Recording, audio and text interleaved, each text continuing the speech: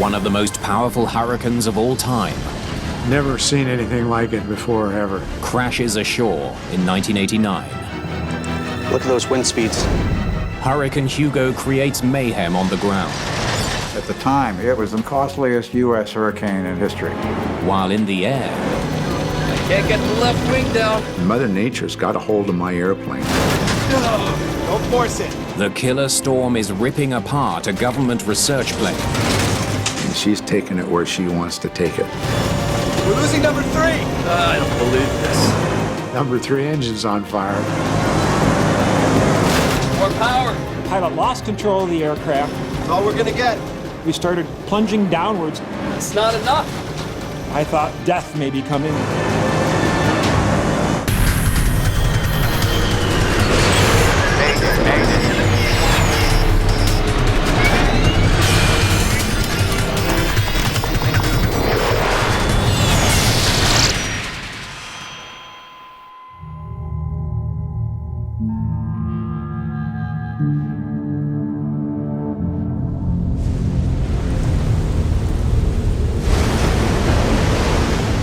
The world is watching as Hurricane Hugo churns across the Atlantic.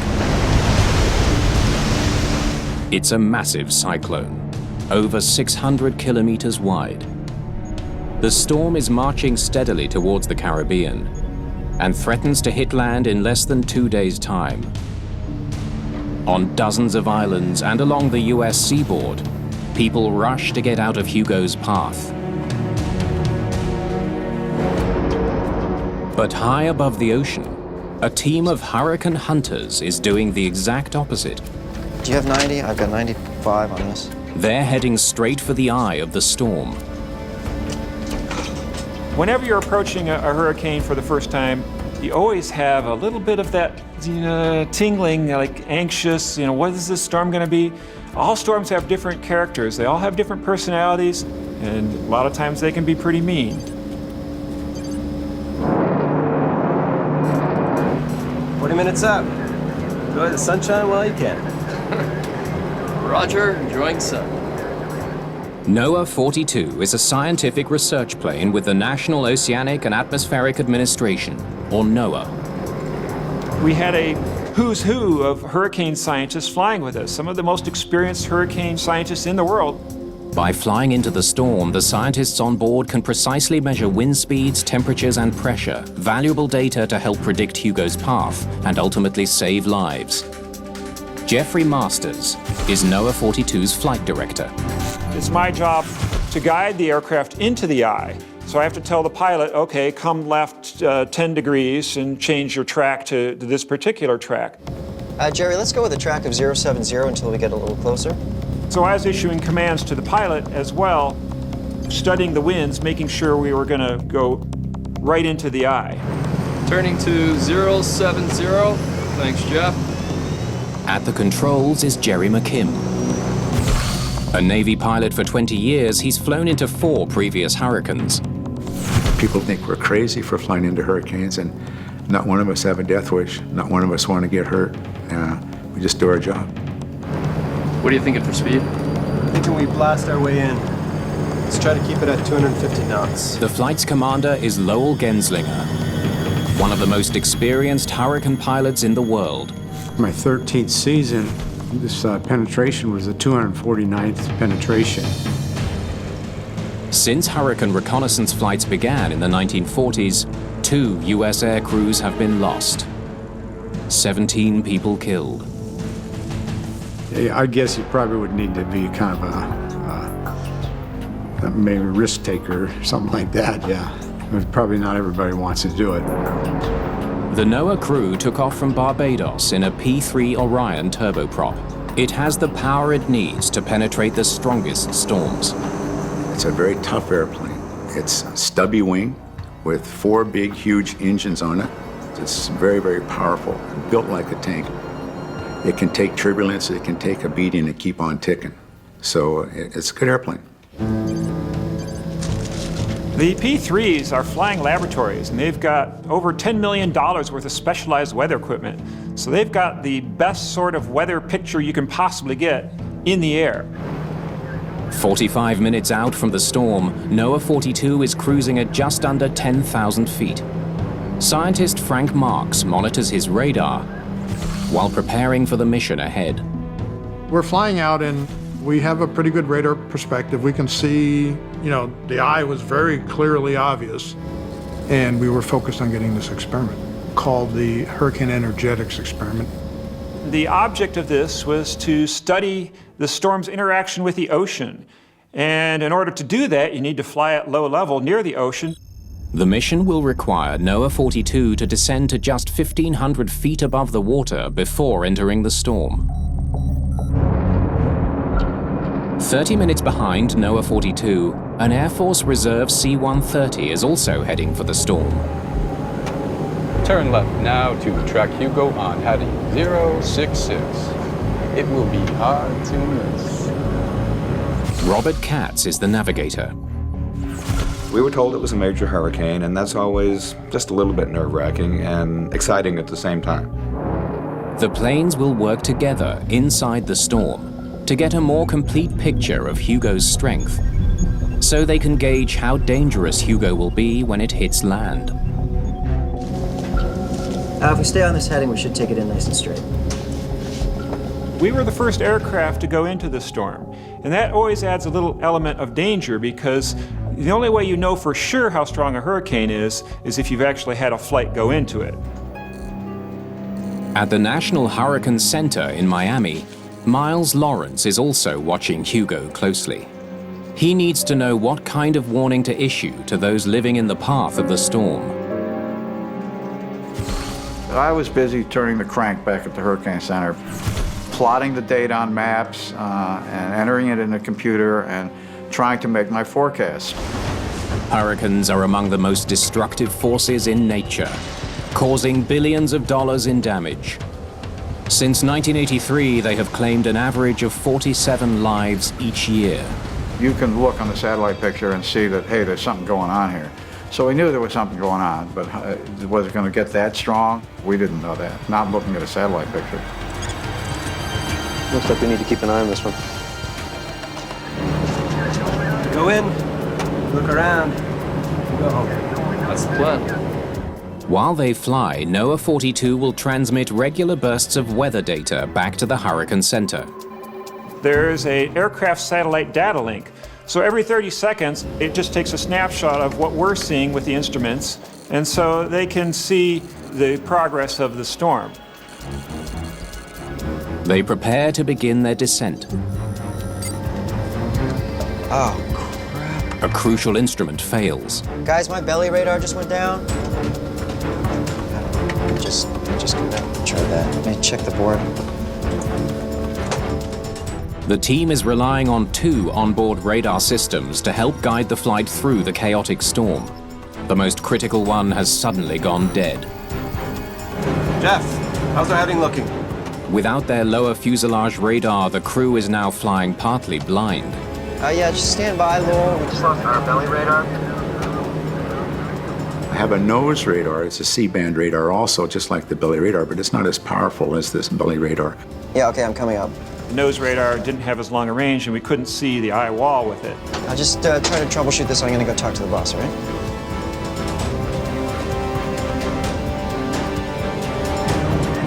Hey guys, sorry about that. Is it fixable? I think so.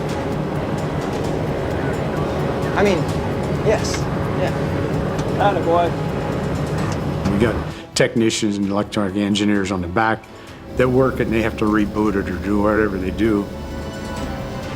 The mission is in jeopardy. This is big science, big expensive science, and you don't want to screw up the science by, not going with the plan. Until they fly in, neither crew will know exactly how ferocious the storm really is. But satellite images predict winds as fast as 200 kilometers an hour, the kind of winds no commercial airliner would ever attempt to fly through. All we knew when we took off was it would be above a Category 3 hurricane. And for the aircrew, that always means a possibility of a good ride. And that's the way we term it. Hurricanes are rated on a scale from 1 to 5. A Category 3 means winds between 178 and 208 kilometers an hour. It can destroy mobile homes and cause major flooding.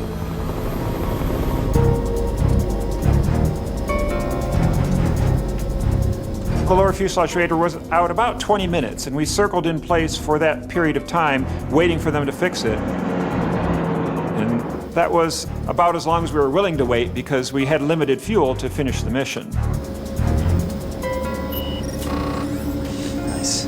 That's great. Hey, Hugo, it's good to have you back. On NOAA 42, repairs are complete. Lowell, radar's up. Yeah, you could do it. Okay, no more excuses. Let's get in there. Masters quickly evaluates the current status of the winds. The storm has increased in strength. I watched the displays of the numbers, watching the winds come up, and I thought to myself, okay, this is probably not so good. I think maybe this is a little stronger than a Category 3 hurricane. Forecasters on the ground also see signs that Hugo's winds are gaining strength. How strong was it going to get? Was it going to reach Category 5? Were the winds going to get to 150 miles an hour, or were they going to stop at 130? I had no idea. The storm could do some damage if it makes landfall.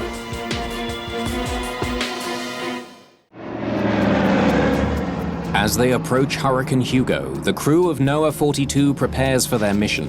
Unless anyone has any objections. I'm good. I'm good. Down we go. They're planning to fly through the storm barely 1,500 feet above the ocean. In a hurricane, the winds are strongest down at the low level, and we call it the planetary boundary layer. So if you're flying at 500 meters, you're right at the level where the winds are probably the strongest. That's 1,500 feet. 4,000 feet. The low altitude is an ideal place to study the storm. Steady as she goes. But it's also a more dangerous place to fly.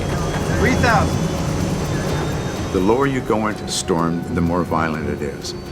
At 20,000 feet, it can still be rough. It can still be violent. But it's not nearly as rough or as violent as down at 1,000 or 1,500 feet. You don't have a big margin of error at all if you're at 1,500 feet in a hurricane. You can encounter downdrafts that'll drive you down at 500 feet or maybe 1,000 feet without the pilot being able to do anything about it. Lowell, we are drifting. The newly repaired radar helps masters guide the plane into the wind. Let's get over another 10 degrees left. Roger, 10 degrees left. Track 080. Turning left 080, coming right up.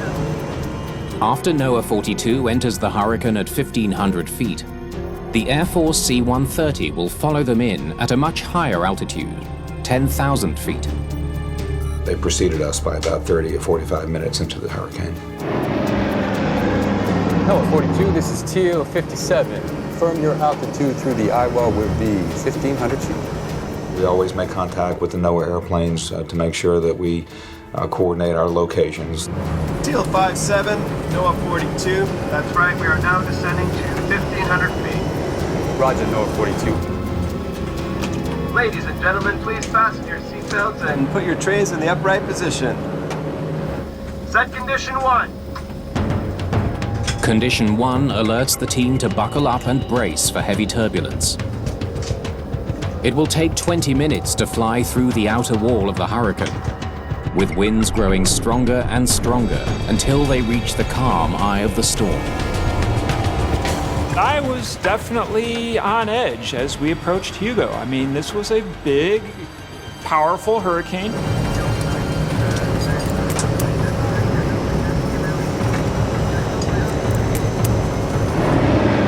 NOAA 42 first enters the outer edges of the storm, long spiral arms made up of powerful thunderstorms.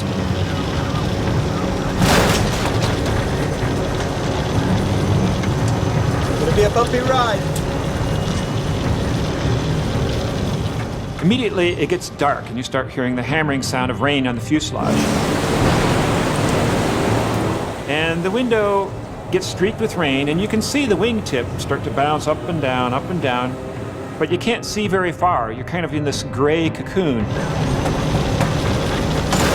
Seriously? It was very rough. We were being thrown around before we even got to the eye wall. Not to the point where we were out of control, we were just being thrown around. Genslinger joins McKim on the controls. 2 against 1. Now it's a fair fight. Yeah.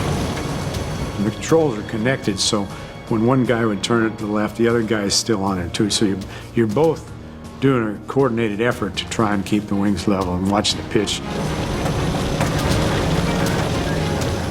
We don't see anything. There's no ground reference, there's no sky reference, you don't see anything. You're on full instruments inside the airplane, looking at your artificial horizons, your airspeed gauges, your altitude gauges, and whatever else tools you have in the cockpit to guide you. The powerful winds are blowing the plane sideways. To counteract the wind and fly straight through the storm, the pilots must keep their plane skewed to the left at a sharp angle. The winds are going counterclockwise as we're going into the eye wall, so they're coming from my left side. So I have to point the nose of the airplane into the wind to keep myself going on the same track.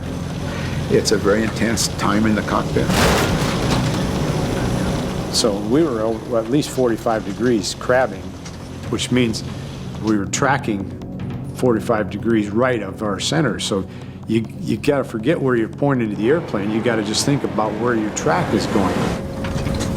Lowell, we're getting off track. You've got to go left 5 degrees. Roger, 5 degrees left. 5 degrees left. This does it. Not too far. We're in heavy rain. The wind is going up and up and up and up. Despite the turbulent conditions, team members continue collecting data for the mission. We were expecting a strong hurricane, so, the thought was, well, we'll follow the plan. At the National Hurricane Center, scientists receive a burst of data from the planes.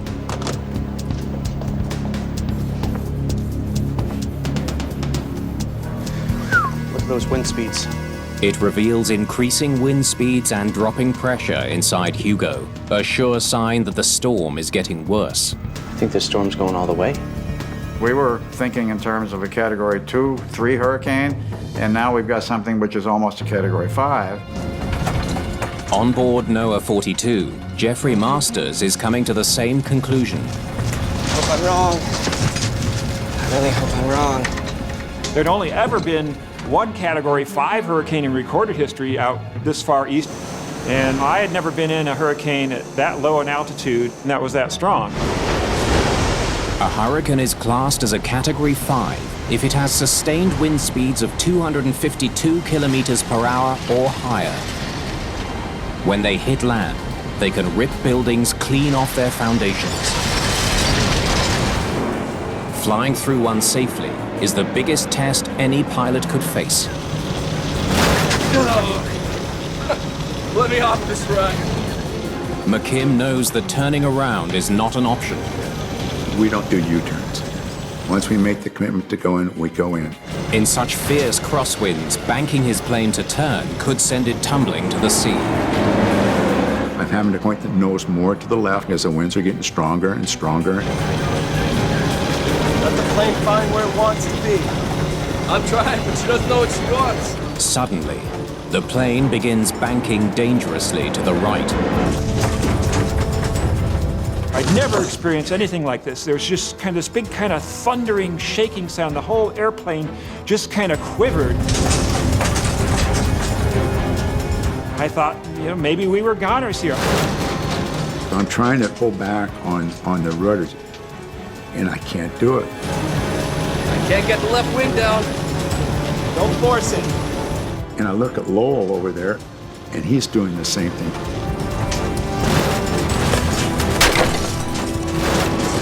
The sudden turbulence shakes heavy equipment loose in the cabin. We had our 200-pound life raft break loose. Get there, guys. Knives and forks from the galley were all flying around. Extremely dangerous situation. We're in an angle of bank going down. At That next second, the number 3 engine fire warning light comes on. We're losing number 3! I don't believe this. Number 3 engine's on fire. I remember thinking, this is what it feels like to be in battle and to be shot at, and, you know, death may be coming. Options? Not many. With one engine on fire, they're losing altitude fast. It was coming out the tailpipe. Flames quite a distance. You gotta shut it down. Go. If they don't shut the engine down quickly, flames could engulf the entire plane. Emergency shutdown, Lando. Pulling the handle starves the engine of fuel and douses the flames. But the loss of an engine has left them in a dangerous bank, and they're still losing altitude. More power. Airspeed's increasing because we're going down now and we had all the power on the airplane. So we have our hands full. More power. That's all we're gonna get. Throttles are at the firewall. It's not enough. The pilot lost control of the aircraft, and we started plunging downwards toward the ocean. The next thing that happens, bam.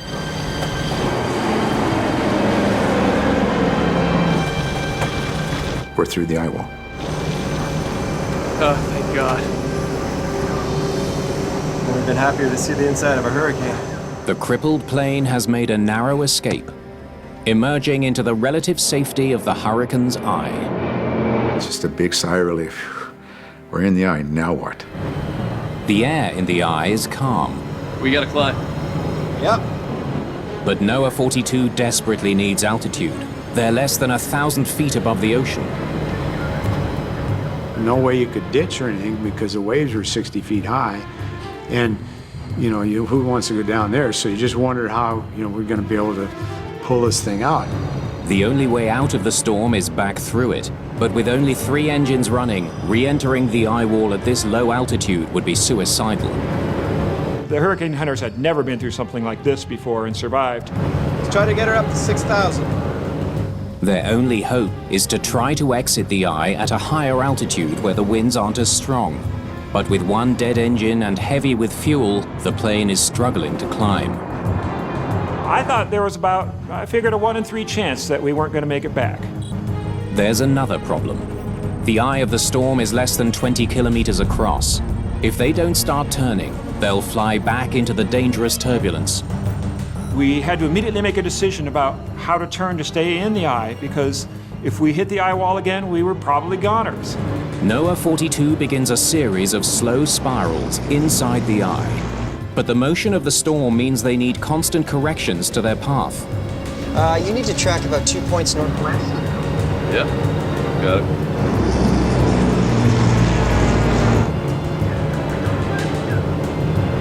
Nice flying, sir. Hurricane like this wobbles. They don't go in a straight line. Each time we made a circle, the thing would move. You think a hurricane's going to move and just go in one direction, you know, like it's moving, but it just wobbles. Everybody in one piece up here? Just barely. You look around you and you're inside kind of a giant stadium. You can kind of see the clouds slowly rotating. It's the kind of this ominous marching of the clouds around you. Now what? Wait for the cavalry to arrive? Works for me. The strategy buys them time to figure out what to do next.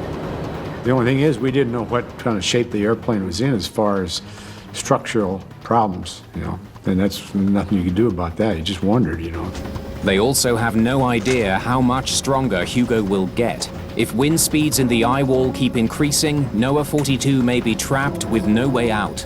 When a hurricane's undergoing its initial rapid intensification cycle, like Hugo is doing, sometimes it's able to concentrate its winds in a very small area right around the eye. Their best hope is the Air Force plane still approaching the storm. NOAA 42 to Teal 57, we've had an emergency, we lost 1 engine. The first thing that NOAA 42 said to us was that they had an emergency and they'd lost 1 engine. And our airplane became very silent. I can remember just turning around, looking up at the pilots. They turned around, they looked back in our direction, and everybody was thinking, oh no.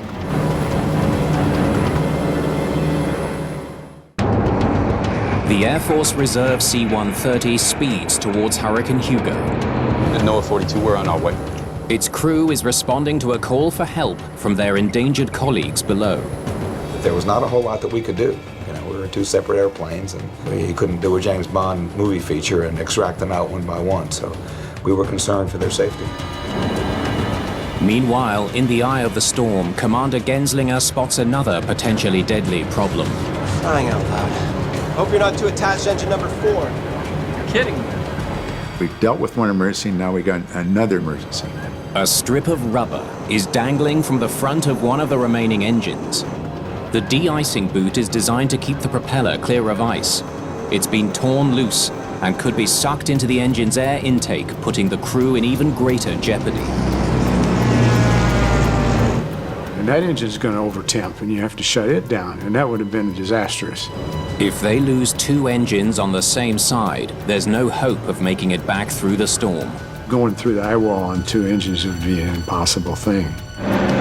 Once the C-130 passes into the eye, it might be able to fly close enough for the crew to assess the damage.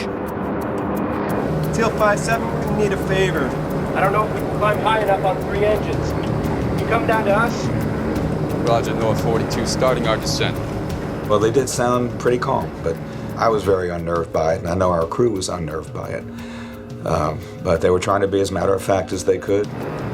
The crew now faces a critical decision.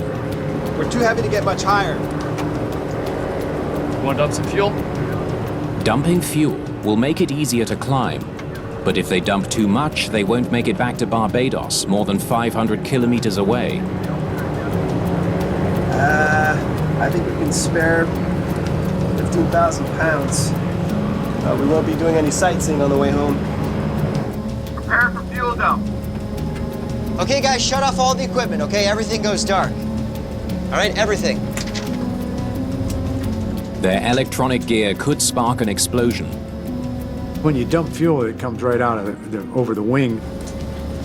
If anybody's talking on the radio or got any emitters that might start a spark or anything, you could have a fire. Fuel dump switch. On. There it goes. We dumped it for 10 or 15 minutes, and we got rid of all the fuel that we could. NOAA 42 took off with enough fuel for a 9-hour flight. After dumping 15,000 pounds of fuel, the tanks will be empty in about 4 hours. My engines are still putting out the same amount of power, and now I've just lost weight. And now my wings, with the amount of lift that they're generating, can actually pull me up higher. Come on, you piece of crap. Above them, the Air Force plane powers into the eye of the storm. Stand by, NOAA 42, we'll begin getting into position now. To meet inside the hurricane, NOAA 42 needs to climb while the Air Force plane descends. The two crews must coordinate their airspeed and bank angle to keep from slamming into Hugo's treacherous eye wall. It's beyond dangerous. NOAA 42, we see you. Pilots would never risk doing this if lives weren't at stake.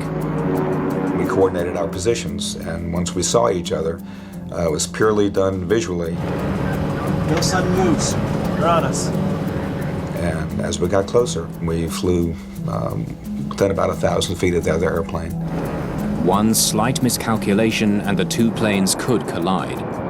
The close flyby that the pilot of Teal 57 did with the pilot of N42RF in the eye of a Category 5 hurricane with a shrinking eye of only 10 miles diameter, one of the most remarkable feats of aviation ever attempted. We tried to see if there were any panels missing. That would have been a big concern, because if a panel was loose and eventually broke away from the airplane, it could have gotten caught up in a propeller which would have been a very serious thing. They also had an engine fire, so they wanted us to see if there were any visible signs of fire still remaining. We didn't see any of that. No, 42, you look like you're still in one piece other than that de-icing. They eyeballed us and said they don't see any damage. Moments later, there's more good news. I'll be damned. The icing boot's gone. Best news I've heard all day. The de-icing boot has blown off without damaging the engine. That was a relief to see that thing's gone when it was. Teal 57, we're gonna need another favor. We can't stay in here. Fuel's gonna be an issue very soon. Can you help us find a soft spot? Roger that. We'll see what we can find. We asked them very nicely, could you please go in and out of the eye wall of Hugo a couple different places to find a soft spot for us? And please do it at the altitude that we're maxed out at, which is 6,000 feet. They were asking us for a way out of the storm. As a crew, we got together and we decided to go ahead and continue making our penetrations. Exiting the storm, we asked NOAA if they could delay in the eye a little longer, and they did that. On board NOAA42, there's nothing to do but wait. We gotta get out of here. And hope they don't run out of fuel. Any word yet, guys? No, 42, I think I have something for you. The Air Force plane has found a possible exit point. Try the northeast quadrant. That was what we determined would be the better of the headings for them to try. It would be the best one with the least amount of turbulence for them. Roger. Northeast quadrant. We'll see you back at base. Let's hope they're right. The crew prepares for a second perilous trip through the wall of a Category 5 hurricane. Things that we couldn't really strap down, we just threw into the loo and closed the door and figured they would just stay in there and rattle around. The most dangerous thing that we had coming up was the turbulence going through the eye wall again. NOAA42 is going to try to punch through the storm at 6,000 feet. They hope the winds at this altitude will be less destructive. Set condition 1. At that point, we really didn't have much choice. We were low on fuel. Our pilot said, we're going for it. Set condition 1, put on your seatbelts. We're heading out of the eye.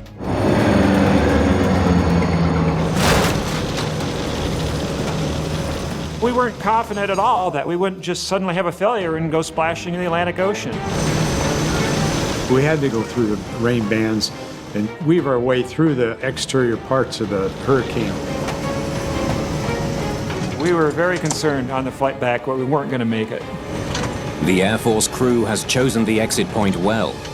There's far less turbulence at this altitude. That's more like it. After a tense 20-minute journey back through the storm that nearly killed them, the crew finally escapes Hugo's powerful grasp. The sun was shining above us, and I said, hallelujah, praise God, we're going home. Oh my God.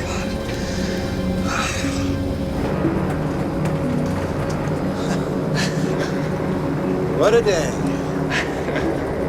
Yeah, a little too close for comfort, if you ask me. Teal 57, we're out, and I think we owe you one. All part of the service. We'll see you guys back on dry land.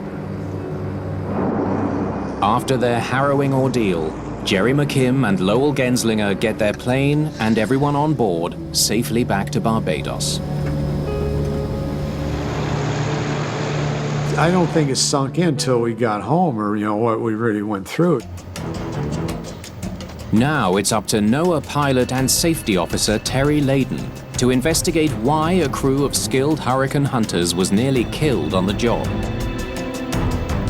A lot's at stake that could be repeated if you didn't figure out why. First thing I want to do, tear that engine apart.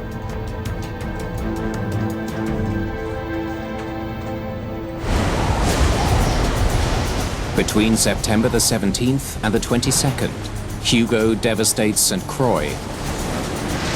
then tears through Charleston, South Carolina.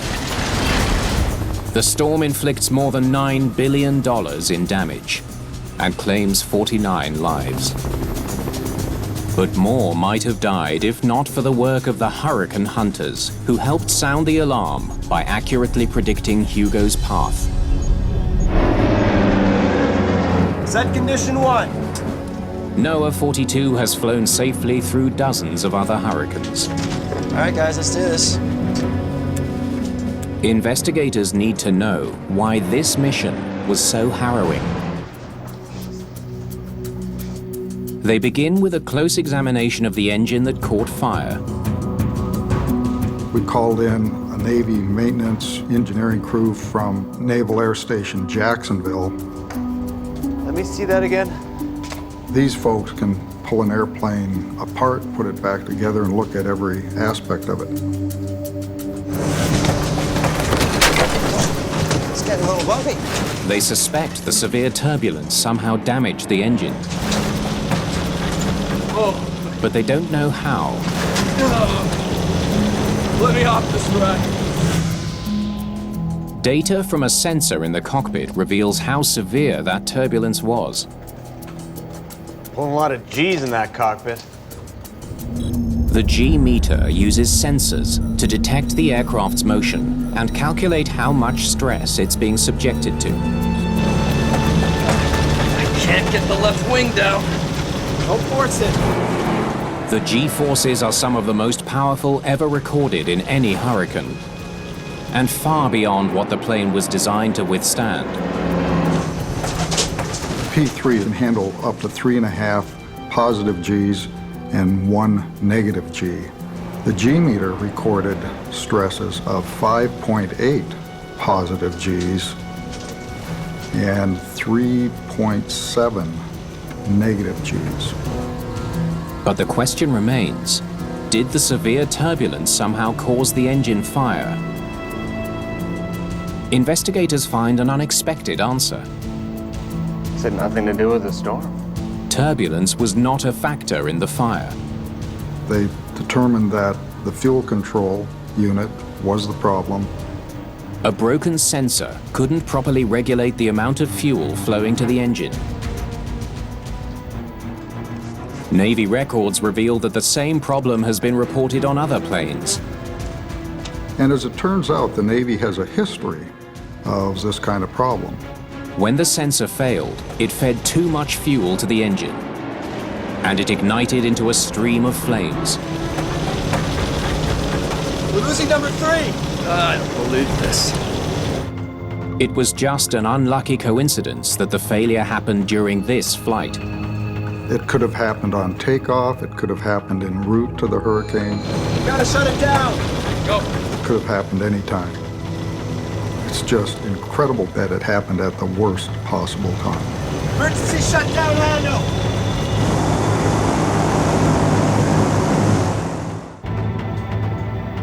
Even though the storm did not cause the engine fire, it did damage the plane. Hope you're not too attached to engine number 4. Kidding me. The torn de-icing boot threatened to knock out a second engine, which would have led to certain disaster. We were worried that it would get caught in the propeller and shut down the number 4 engine, but we got lucky that didn't happen.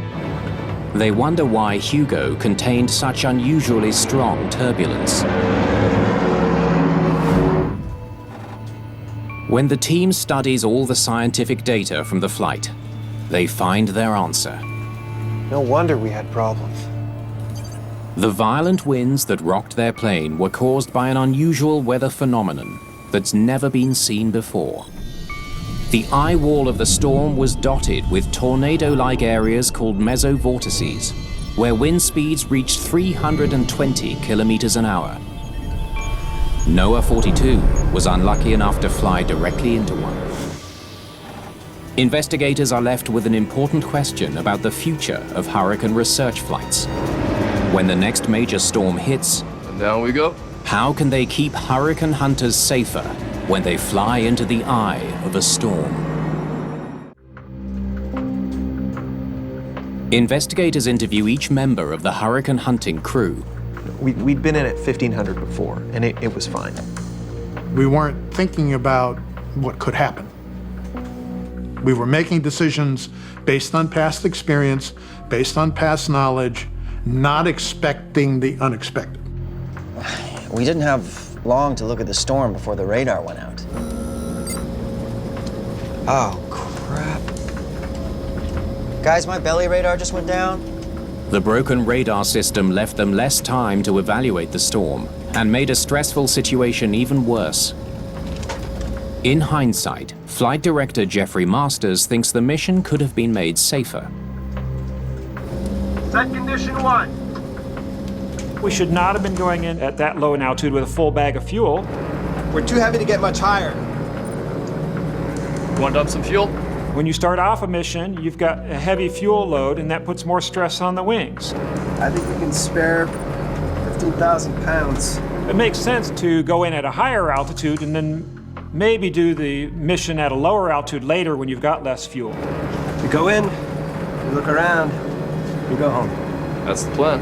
They were doing their best to support the scientific mission. By doing the lower work first, it was decided that everyone would be fresh so that we could, get things over with early in the flight. Steady as she goes. But sometimes a little more discretion is warranted, and it would have been very helpful, I believe, in this case. After this incident, NOAA made a number of changes to keep hurricane hunters safer. The first plane into the storm now flies in no lower than 5,000 feet, where the updrafts and downdrafts are much less violent. Yeah, I think that's a very, very good safety recommendation. After you kind of figure out what the storm's all about, then you can go in and do your hardcore, really, really nitty-gritty research and get that plane down where it can give you the numbers you need to ground truth everything and to make sure that everything you're doing is safe. Low radar's up. They also ensure that crews always review the mission strategy before flying into a storm. People have asked me many times why we keep flying in hurricanes. You've been doing it for 32 years. Why do you need to keep doing it? And I say, because every time I go there, I see something different. I learned something new.